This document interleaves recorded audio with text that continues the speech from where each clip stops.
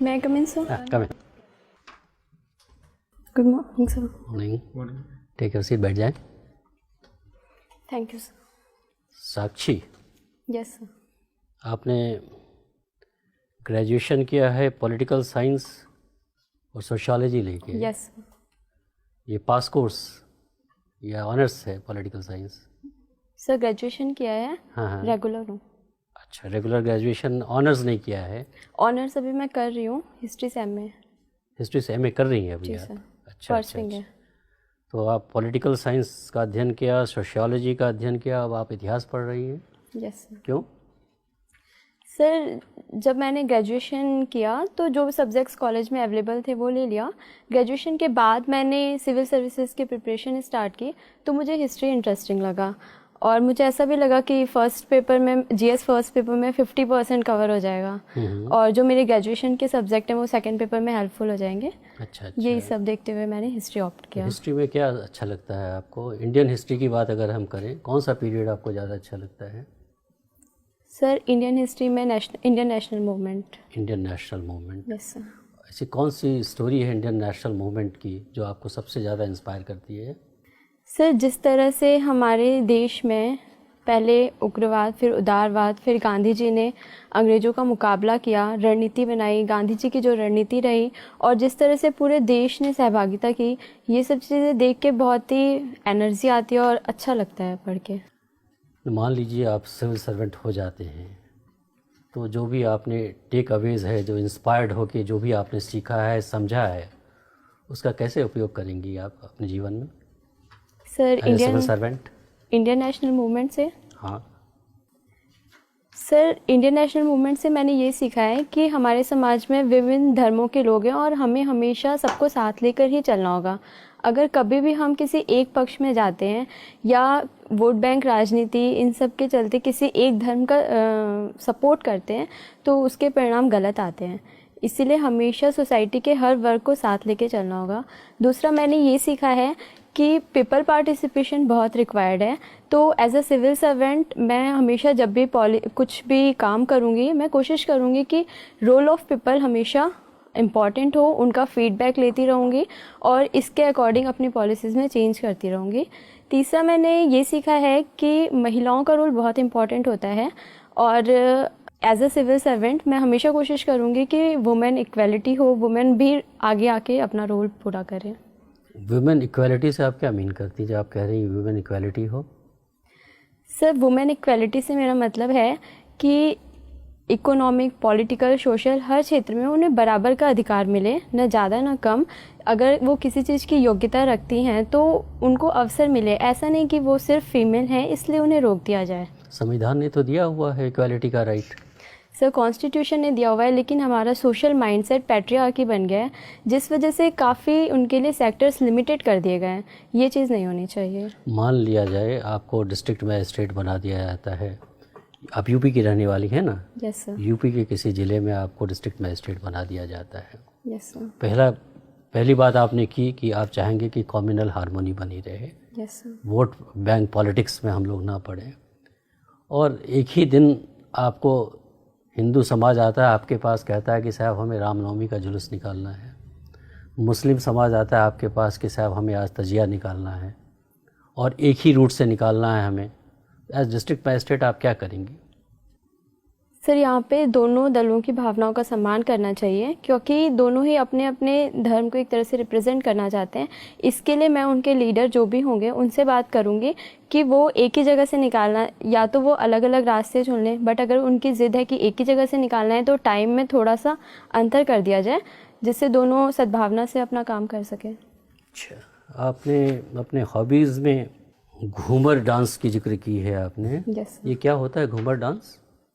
Sir Ghoomar dance एक Rajasthani folk dance है जिसमें कुछ विशेष तरह के सॉन्ग होते हैं जैसे घूमर रमवाने सा, टूटे बाज, इस तरह के सॉन्ग्स पे डांस किया जाता है और इसमें परंपरागत ड्रेस पहनी जाती है, लहंगा, चुन्नी, और ट्रेडिशनल रूप से जब घूमर किया जाता था तो एक ट्रांसपेरेंट घूंघट भी लिया जाता था. ये घूमर की शुरुआत कब हुई थी और क्यों किया जाता था?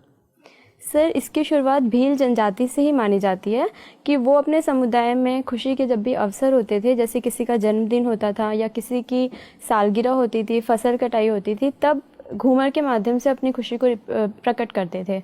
और आगे ये राजस्थान में फैल गया। इसके बाद पास के राज्यों जैसे उत्तर प्रदेश, गुजरात में भी काफ़ी अच्छे से किया जाता है।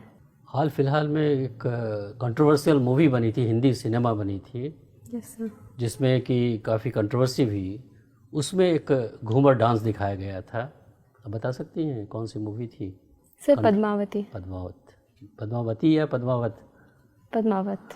पद्मावत मूवी आपने, उसमें घूमर डांस आपने देखा है? मूवी देखी है आपने?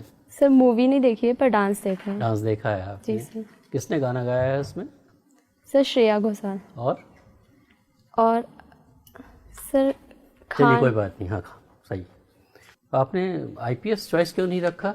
आप सर तो इतना कुछ करना चाहती है समाज के लिए, फिर आप क्या पुलिस में क्यों नहीं जाना चाहती हैं आप? सर इसके लिए फिजिकल रिक्वायरमेंट फुलफिल नहीं करती। अच्छा, ठीक। साक्षी आपके नाम का क्या अर्थ है? सर साक्षी से मतलब है प्रत्यक्षदर्शी, आई विटनेस। कोई और साक्षी नाम से कोई और फेमस व्यक्तित्व जिसके बारे में आपको पता हो? सर साक्षी मलिक भारत की एक फ्री स्टाइल रेसलर हैं जिन्होंने 2016 के ओलंपिक में ब्रॉन्ज मेडल जीता था। अच्छा, कहाँ से है वो, किस राज्य से? हरियाणा। हरियाणा से। हरियाणा में कहाँ से? सॉरी सर मुझे वो नहीं आइडिया पता। नहीं। चलिए कोई बात नहीं। अच्छा, गारमेंट्स, यस शायद आपका परिवार गारमेंट्स के बिजनेस से, या जैसा मैंने अभी पढ़ा कहीं पे गर गारमेंट्स करके है, ये क्या है गर गारमेंट्स? सर एक शॉप है हमारी रॉबर्ट्सगंज में। अच्छा, आपकी शॉप है? जी सर। तो गारमेंट के बारे में कुछ बताइए। गारमेंट्स के बारे में? उत्तर प्रदेश में गारमेंट्स के बारे में कुछ बताइए। सर उत्तर प्रदेश में टेक्सटाइल इंडस्ट्री का हब कानपुर रहा है। इसके अलावा हमारी एक रिटेल शॉप है रॉबर्ट्सगंज में ही, जिसमें शर्ट पैंट इस तरह की आइटम्स बेची जाती है। मैनचेस्टर ऑफ इंडिया किसको कहा जाता है? सर मुंबई। आप श्योर हैं? Yes sir. और Manchester of north India Kanpur. अच्छा, मैनचेस्टर कहाँ है? सर ये यूरोप में है, मेरे को एग्जैक्ट नहीं पता है। क्यों, जैसे मान लीजिए आपने मुंबई के बारे में ही कहा, मैनचेस्टर ऑफ इंडिया, या कानपुर के बारे में ही कहा, तो क्यों उन्हें कहा जाता है मैनचेस्टर? सर वहाँ पे ऐतिहासिक रूप से बहुत ज़्यादा टेक्सटाइल इंडस्ट्री का विकास देखा गया। वहाँ के जो लेबर थे वो उसमें स्किल्ड हो गए, जिसकी वजह से वो इंडस्ट्री और ज़्यादा फैलती गई और एक तरह से हब बना हुआ था, इस वजह से कहा जाता है। यद्यपि अब ऐसा नहीं है, अब देश के कई जगहों पे टेक्सटाइल इंडस्ट्री डेवलप्ड हो रही है और कानपुर की टेक्सटाइल इंडस्ट्री की जो टेक्नोलॉजी है वो उतनी अपग्रेड नहीं हो पाई है, इसलिए धीरे धीरे कम होती जा रही है। ड्रेन ऑफ वेल्थ सुना है आपने? यस। किनका सिद्धांत है ये, बताइए कुछ। दादा भाई नौरोजी जी ने सिद्धांत दिया था। इंग्लैंड डेब्ट टू इंडिया ऐसी एक पुस्तक लिखी थी, उसमें ड्रेन वेल्थ फ्रॉम इंडिया कहा था। उनका कहना था कि जो अंग्रेज हैं भारत में भू राजस्व, लगान इत्यादि के माध्यम से हमारी संपत्ति को विदेश लेके जा रहे हैं और इसका परिणाम ये हुआ है कि देश में पर कैपिटा इनकम केवल 20 रुपये रह गई है। इसको उन्होंने ड्रेन ऑफ वेल्थ कहा था। अच्छा, कोई मुझे ध्यान आ रहा है डैनियल डिफो की। डैनियल डिफो नाम सुना है आपने? Sorry sir. Robinson Crusoe? नहीं सर। सुना है ना? नहीं सुना है। रॉबिन्सन क्रूसो का भी नहीं सुना है? अच्छा, चलिए कोई बात नहीं है। अब मुझे एक आपने कहीं वेस्ट मटेरियल के बारे में कुछ लिखा हुआ है। Yes sir. ठीक है ना, तो क्या है ये? सर ये मेरी इंटरेस्ट है। मैं स्कूल टाइम से ही हमारे स्कूल में प्रोजेक्ट्स दिए जाते थे कि पेन स्टैंड बनाना है या फिर घर से जो भी वेस्ट मिलता है उससे कोई शो पीस बनाना है। तो ये मुझे बहुत ही अच्छा लगता था बनाना। घर में भी मैंने अक्सर देखा था मम्मी को कि वो बची हुई उनसे एक अच्छा स्वेटर बना देती थी। तो ये मेरे को एक हॉबी की तरह डेवलप्ड हो गया और मैं जब भी मुझे कोई नया सामान चाहिए होता है, मुझे लगता है कि मेरे पास कोई वेस्ट सामान पड़ा हुआ है जिसका यूज़ करके मैं बना सकती हूँ। अच्छा, वेस्ट मटेरियल के डिस्पोजल के लिए अलग अलग मतलब ढंग से किया जाता है डिस्पोजल, कुछ पता है उसके बारे में? कैसे डिस्पोजल किया जाता है? जी सर, इसके कई तरीके हैं। जैसे एक लैंडफिल करते हैं, ज़मीन में दबा देते हैं। दूसरा इंसिनरेशन होता है कि वेस्ट मटेरियल से हम एनर्जी बना देते हैं, या फिर एक अवायवीय श्वसन के माध्यम से किया जाता है। इसके अलावा एक 4R प्रोसेस होता है जिसमें रिड्यूस रीयूज़ के बाद हम उसको रिसाइकल करने की कोशिश करते हैं, जैसे न्यूज़पेपर, प्लास्टिक, और इससे पुनः दूसरे उत्पाद बना देते हैं। कौन सा कंट्री है जो सबसे ज़्यादा वेस्ट मटेरियल प्रोड्यूस करता है? सॉरी सर, मुझे नहीं पता, इसके बारे में ज़्यादा ध्यान नहीं। चलिए कोई बात नहीं। एक और सवाल का मुझे जवाब दीजिए। समाज शास्त्र में, सोशियोलॉजी में एक सोशल बॉन्डिंग करके सिद्धांत है, कुछ पता है उसके बारे में?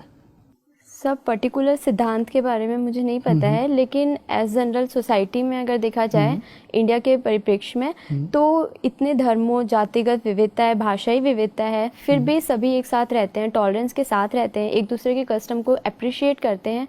इसको मैं सोशल बॉन्डिंग के रूप में देखती हूँ। चलिए ठीक। अभी आपने, ये आपका पहला साक्षात्कार है? Yes sir. इससे पहले आपने प्री दिया है? जी सर। ओके। अच्छा, जो अभी सर ने सवाल पूछा हो जिसका मैं वहीं से शुरू करता हूँ। आपने कहा सभी लोग बड़े सहिष्णुता से रहते हैं। मैं तो सहमत नहीं हूँ इस विचारधारा से। आए दिन दंगे होते हैं, थोड़े छोटे छोटे सामाजिक तनाव के ऊपर लोग उत्तेजित हो जाते हैं। और सर ने भी एक सवाल इससे मिलता जुलता पूछा था कि दो अलग अलग समुदाय के लोग जुलूस निकालना चाहते हैं, एक ही समय पर निकालना चाहते हैं। आपने कहा कि हम उन्हें अलग टाइम दे देंगे, लेकिन ये लड़ाई तो उसी बात की है, साथ साथ निकालेंगे। तो कैसे आप उसको हैंडल करेंगे, ये बताइए। मैं आया हूँ, मेरे साथ एक और लोग आए हैं, और मेरा टाइम तो वही है, मैं तो नहीं बदलने वाला। बताइए। और आप उनको कहेंगे कि नहीं सब लोग प्यार से रहिए, तो कहने वाली बात है। मैं तो नहीं मानता कि लोग प्यार से रहते हैं। तो कैसे हैंडल करेंगे आप इस सिचुएशन? सर, अगर वहाँ की मैं डिस्ट्रिक्ट मैनेजर हूँ तो मेरे पास अथॉरिटी है कि मैं उन दोनों को मना भी कर सकती हूँ जुलूस निकालने के लिए। तो यहाँ पे मैं उन्हें पहले एक प्रपोजल दूंगी कि आप लोग इस टाइम पे निकाल लीजिए जिससे लॉ एंड ऑर्डर मेंटेन रहे। बट अगर वो नहीं एग्री करते हैं तो मैं उन्हें मना भी कर सकती हूँ कि आप दोनों को ही फिर परमिशन नहीं दी जाएगी जुलूस निकालने की। जब आप दोनों लोगों को मना करेंगी तो उसमें से एक जो उसका आयोजक है वो वहाँ के जो विधायक हैं उनका भाई है, वो उस कमेटी का चेयरमैन है, और वो बहुत प्रभावशाली है। 70 वर्ष से उसकी सीधी पहुँच है, और वो आपके पास भी बैठता है। उस दिन वो भीड़ उसके साथ है, तो वो भीड़ को देख के और ज़्यादा उत्तेजित हो गया है, और वो आपसे उसका जो एक नजरी लगाव है, जो आपके पास उठता बैठता है, जो डीएम आपके पास कई बार सिफारिशें लेके आया है, आपने उसकी 1-2 सिफारिशें छोटी मोटी मानी भी है। उस दिन वो आपसे ये सिफारिश मनवाना चाह रहा है। विधायक का भाई है, मुख्यमंत्री जी अभी कुछ दिन पहले उसके यहाँ आके गए हैं। बताइए अब आप कैसे मना करेंगे? सर, अगर उससे मेरा कोई कांटेक्ट है या मैं उसको जानती हूँ तो भी एज अ डीएम मुझे सोशल परिप्रेक्ष्य में काम करना होगा। मैं किसी पर्सनल के लिए काम नहीं कर सकती हूँ। और अगर मुझ पे पॉलिटिकल प्रेशर आता है तो मैं विधायक जी को समझा भी सकती हूँ, कंडीशन से उन्हें बता भी सकती हूँ कि इस तरह की सिचुएशन है, और अगर ऐसी कोई घटना एक साथ जुलूस निकाला जाता है तो यहाँ पे दंगे की स्थिति बन सकती है। और अगर फिर भी वो पॉलिटिकल प्रेशर बनाते हैं तो मैं डिनाई कर दूंगी कि सर। अच्छा चलिए, इसी में एक सिचुएशन और जोड़ते हैं। आपने उसको मना कर दिया, वो मान गया, लेकिन इन द मीन टाइम आपके जो मंडलायुक्त हैं, कमिश्नर हैं, जो आपसे 10 साल सीनियर हैं, उनका अगला रिंग आता है, कहता है नहीं इसमें जो दूसरा एक जो धर्म विशेष है उसको परमिशन नहीं देनी है और इनको परमिशन देनी है, इनको उसको टाल देना है। तो उस स्थिति में क्या करेंगे? वो तो आपको सीनियर है और वो आपको आदेश दे रहा है कि आप उनको उस पक्ष को दे दीजिए जो कि सत्ता पक्ष है, और जो दूसरा व्यक्ति है जो कि दूसरा धर्म विशेष का, उसको नहीं देना है या उसको टाल देना है कोई बहाना बना के। उस स्थिति में आप क्या करेंगे? और वो आपके सीनियर है, इमीडिएट सीनियर है, आपके कमिश्नरी में ही बैठते हैं जहाँ पे वो आपकी रोज मीटिंग लेते हैं। सर, पहले मैं उन्हें कंडीशन से अवेयर कराऊंगी और इसके क्या वो तो अवेयर है, आप उन्हें क्या, वो तो आपके सीनियर भी हैं। तो सर मैं उनसे अपील करूंगी कि वो मुझे रिटर्न में लिख के दें, और इसके जो भी कॉन्सिक्वेंसेज होंगे उसकी रिस्पॉन्सिबल फिर मैं नहीं होंगी। मैं उन्हें ऐसा स्पष्ट कर दूंगी। ओके, मतलब आप उन्हें बोल देंगे कि वो लिखित में दें। वो तो नाराज हो जाएंगे, आपकी करेक्टर रोल भी वही लिखेंगे। नहीं, आप सोच लीजिए, आप मुझे आराम से तसल्ली से जवाब दीजिए। मैं ये कह रहा हूँ कि आपकी जो करेक्टर रोल है, जिसके आधार पे आपका अपना प्रमोशन डिपेंड करता है, वो उसको खराब कर देंगे। वो लिख देंगे कि she is very poor officer and he will grade you between 1 to 4 marks which are very poor for your promotion purposes. Then what exactly will you do in that situation? Sir मैं यही करूँगी, मैं उनसे return में लिखने को दूंगी और जो भी कॉन्सिक्वेंसेज होंगे उसके रिस्पॉन्सिबल फिर वही होंगे। और जो मेरा फीडबैक है ये मेरे काम पे डिपेंड करता है। इस तरह के पॉलिटिकल प्रेशर तो आते रहेंगे। अगर मैं हर समय झुकती हूँ और इसकी चिंता करती हूँ कि मेरा फीडबैक कैसा रहेगा, तो ये तो मेरे लिए ही निगेटिव होगा। आपके लिए नेगेटिव होगा तो आप तैयार हैं, पुअर परफॉर्मेंस Yes, sir. आपकी होगी उसके लिए आप तैयार हैं। ओके अच्छा, एक बहुत छोटा सा सवाल मैं आपसे और पूछ रहा हूँ। आपने कहा कि आप इंडियन नेशनल मूवमेंट से बहुत प्रभावित हैं, लेकिन मैं ये कह रहा हूँ कि इंडियन नेशनल मूवमेंट एक बहुत बड़ी असफलता है। अगर इंडियन नेशनल मूवमेंट सफल होता तो देश बढ़ता नहीं। अगर इंडियन नेशनल मूवमेंट को सक्सेसफुली लीड किया जाता तो सांप्रदायिकता इतनी बड़ी समस्या नहीं होती। अगर इंडियन नेशनल मूवमेंट को और ज़्यादा कलेक्टिवली कॉलेजियल वे में और अच्छी तरीके से अगर उसको लीड किया जाता तो इतने ज़्यादा भेदभाव और सामाजिक तनाव नहीं होते। तो इसका मतलब इंडियन नेशनल मूवमेंट तो एक असफल फिनोमिना है, मैं उसको कहूँगा इट्स ए अनसक्सेसफुल फिनोमिना। आप कैसे मुझे मुतमईन करेंगे कि वो सफल है या असफल, बताइए। सर, इंडियन नेशनल मूवमेंट में यकीनन कुछ कमियां रही हैं। सांप्रदायिक, क्या कमियां है वो बताइए, क्या कमियां है? सर, सांप्रदायिक चिन्हों का प्रयोग किया गया, कई बार धर्म के आधार पर तुष्टीकरण की कोशिश की गई, जिसका ही परिणाम रहा कि हमें देश विभाजन देखना पड़ा। लेकिन सिर्फ इस आधार पर हम इंडियन नेशनल मूवमेंट को कम करके नहीं आंक सकते हैं। इसके बहुत ही अच्छे परिणाम रहे हैं। पहला, देश को आज़ादी मिली है।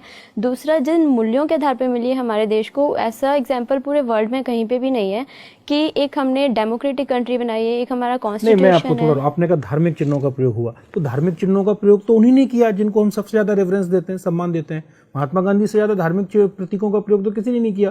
गीता लेके चलते थे, राम के भजन गाते थे, कई बार इस पर आपत्तियां भी हुई, बावजूद उन्होंने उसको कभी नहीं छोड़ा। तो क्या आप मानती हैं कि ये गांधी जी की गलती थी कि वो धार्मिक चिन्हों का प्रयोग करते रहे? एक सेक्युलर, जब एज ए सेक्युलर लीडर उनको नहीं करना चाहिए था, या कम से कम सार्वजनिक तौर पे करते हुए नहीं देखना चाहिए था? वो अंदर करते, लेकिन वो तो सभाएं करते थे और राम के भजन गाते थे वो सारे के सारे।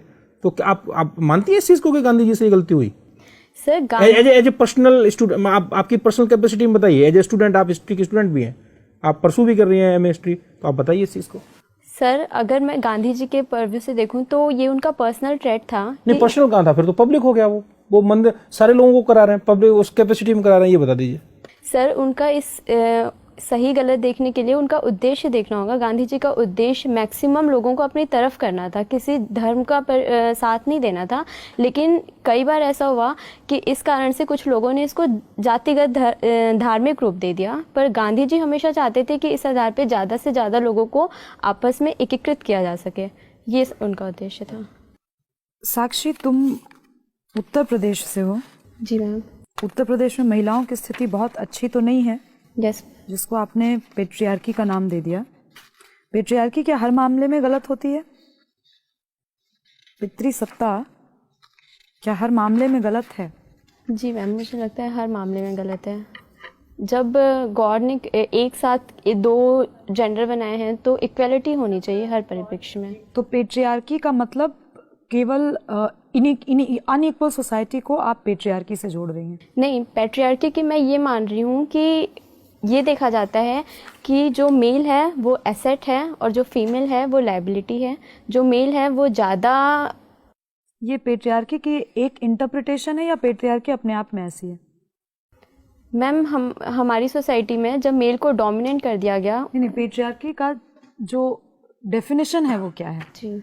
पर पेट्रियार्की और मेट्रियार्की अपने आप में क्या है? पैट्रियार्की पितृसत्ता, जहाँ पे पिता की सत्ता हो, एक मेल की सत्ता हो, यही पैट्रियार्की है। वो आपको लगता है हर मामले में गलत होता है? Yes ma'am. अच्छा, आपने हिस्ट्री की पढ़ाई की है। जी ma'am. Doctor B R Ambedkar को चैलेंज करने के लिए डॉक्टर बी आर अम्बेडकर को किसी ने चैलेंज किया था संविधान जब बन रहा था तो? सॉरी मैम, इसके बारे में मुझे रिकॉल नहीं है। अच्छा, ठीक है। साक्षी, ये बताइए, आप हमारा जो प्रियम्बल है 42nd कॉन्स्टिट्यूशनल अमेंडमेंट एक्ट 1976 के अंतर्गत उस पर 3 वर्ड जोड़े गए थे, वो क्या थे? पंथ निरपेक्षता, लोकतंत्र, गणराज्य। मुझे ये बताइए कि इसके पीछे उद्देश्य क्या था? क्या जोड़ने के बाद ही भारत सेकुलर हुआ, सोशलिस्ट हुआ, या उसके पहले भी था? मुझे ये बताइए कि उसको जोड़ने की उस समय तात्कालिक कारण क्या था, क्यों जोड़ा गया? सर, भारत तो हमेशा से ही एक पंथ निरपेक्ष रहा है, लेकिन उसको जोड़ के एक संवैधानिक रूप दे दिया गया कि हम अपने डॉक्यूमेंट्स के माध्यम से दिखाना चाहते हैं कि भारत एक पंथ निरपेक्ष देश है। इसका कोई धर्म नहीं है, लेकिन ये हर धर्म के साथ इक्वलिटी के साथ बिहेव करता है। उसको एक डॉक्यूमेंट्री स्वरूप दे दिया गया जोड़ने से। अच्छा, ठीक है। अच्छा, आप मुझे ये बताइए कि नक्सलिज्म एक विचारधारा है। जी सर। ये अभी जो चल रहा है भारत में, इसके पीछे की विचारधारा कौन सी है? वो किससे इन्फ्लुएंस विचारधारा है नक्सलिज्म? सर, नक्सलवाद की प्रॉब्लम एक ऐतिहासिक है, कम्युनिस्ट पार्टी ऑफ इंडिया से है, जो कि माओवाद की विचारधारा से प्रभावित थे। और कम्युनिस्ट पार्टी ऑफ इंडिया में कुछ लोग सत्ता में आते हुए अपने उद्देश्यों की पूर्ति करना चाहते थे, तो उसी में एक दल था जो इससे सहमत नहीं था और उन्होंने अलग होकर नक्सलवाद का गठन किया।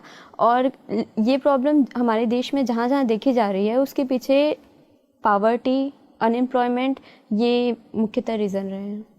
जो मेन स्ट्रीम पॉलिटिकल पार्टी है कम्युनिस्ट पार्टी ऑफ इंडिया जी सर। और जो नक्सल मूवमेंट चल रहा है, दोनों में क्या अंतर है? Sir, communist party of India एक वैधानिक रूप से अपने उद्देश्यों की मांग करती है, पूर्ति करती है, लेकिन नक्सलवाद हिंसा का सहारा लेता है और एक नॉन स्टेट एक्टर है। दोनों के पीछे की जो एक विचारधारा है वो एक ही है, कॉमन है, आप कह रही हैं, लेकिन एक लोकतांत्रिक तरीके से है, एक गैर लोकतांत्रिक तरीके से। जी सर।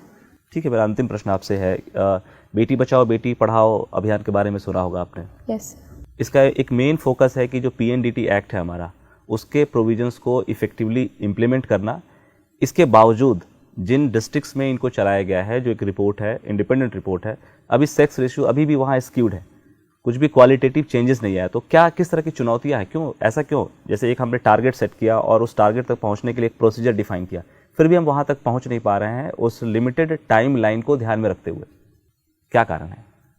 सर, इसका कई परिप्रेक्ष्य में आंसर देना चाहूँगी। पहले जो PCP NDT एक्ट है वो सही तरीके से इम्प्लीमेंट नहीं हो पा रहा है, उसमें जितने रिक्वायरमेंट स्टाफ और फंड की फैसिलिटीज़ है वो नहीं दी गई है, जिसकी वजह से आज भी हर जगह पे देखा जाए अगर किसी को एबॉर्शन कराना है तो वो कुछ पैसे दे के करा लेता है। दूसरी बात ये है कि हमारी सोसाइटी का जो माइंडसेट बना हुआ है कि लड़की एक लाइबिलिटी है और अगर इसका जन्म होता है तो हमें डावरी कलेक्ट करनी पड़ेगी, इसकी सेफ्टी की प्रॉब्लम होगी, तो वो लड़कियों को जन्म नहीं देना चाहते हैं। और एक और मुझे रीज़न दिखता है कि आजकल संपन्न परिवारों में 1 बच्चे या 2 बच्चे की पॉलिसी देखी गई है। अगर उन्हें पहला लड़का हो जाता है तो फिर वो आगे बच्चे नहीं पैदा करते हैं, जिसकी वजह से भी सेक्स रेशियो पे फ़र्क दिखता है। साक्षी, आप गारमेंट बिजनेस से आपका परिवार जुड़ा हुआ है। जी सर। आजकल इंडिया साइज़ की चर्चा बहुत हो रही है, ये क्या है इंडिया साइज़? सर, हमारे देश में गारमेंट इंडस्ट्री हमेशा से ही हथकरघा उद्योग बहुत ही उन्नति पे रहा, लेकिन कभी भी इसकी ब्रांडिंग नहीं की गई। हमारे जितने भी मटेरियल्स होते हैं इनके अपने साइज़ नहीं डिसाइड किए गए। जैसे हम विदेशी ब्रांड देखते हैं उनमें पर्टिकुलर साइज़ डिसाइडेड होता है, जिससे विदेश में कहीं भी किसी को ख़रीदना होता है तो उसको साइज़ के आधार पर कोई कन्फ्यूज़न नहीं होती है। भारत के परिप्रेक्ष्य में भी ऐसा करने की कोशिश की जा रही है ताकि हम एक वास्ट मार्केट को कवर कर सकें। किस तरह से कोशिश हो रही है? सर, इसमें इंडिया साइज़ बनाया जाएगा कि हम अपने मानकों के आधार पे 30, 32 जो भी साइज़ है उनको डिफ़ाइन करेंगे और उसको एज अ डॉक्यूमेंट्री प्रेजेंट करेंगे ताकि जो परचेस कर रहे हैं उन्हें आसानी हो। ऑनलाइन भी परचेस कर रहे हैं तो उन्हें आसानी हो। किन्हीं 3 देशों का नाम बताएं जहां ऑलरेडी स्टैंडर्डाइज हो चुका है। सॉरी सर, मुझे नहीं पता। बहुत बहुत धन्यवाद, आप जा सकती हैं। Thank you sir.